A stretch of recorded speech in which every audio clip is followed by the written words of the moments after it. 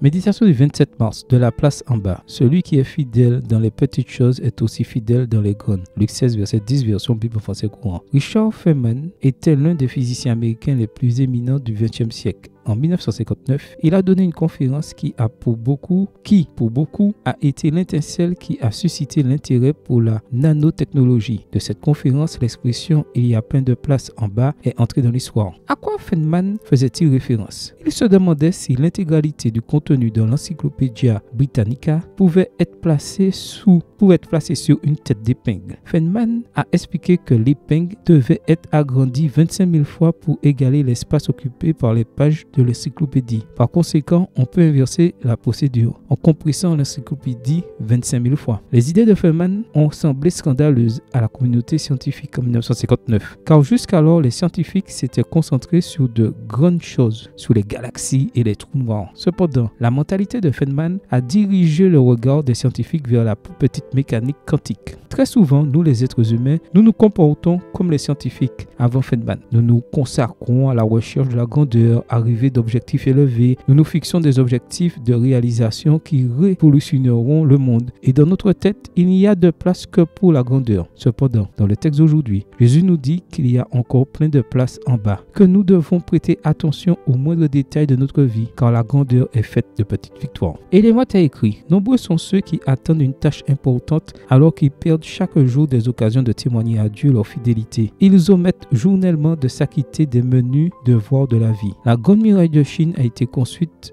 brique par brique. Un marathon n'est pas gagné si le premier pas ou le deuxième ou le dernier n'est pas fait. Et cette tendance aujourd'hui a été écrite une méditation à la fois. Alors aujourd'hui, je t'invite à diriger ton regard vers les petites choses de ta vie, à leur donner la place qu'elles méritent, car elles constituent la garantie que tu seras capable de gérer de plus grandes choses. Demande à Dieu aujourd'hui de t'aider à comprendre qu'il y a encore beaucoup de place au fond de toi. Amen. Bonne journée à toi et que le Seigneur te bénisse.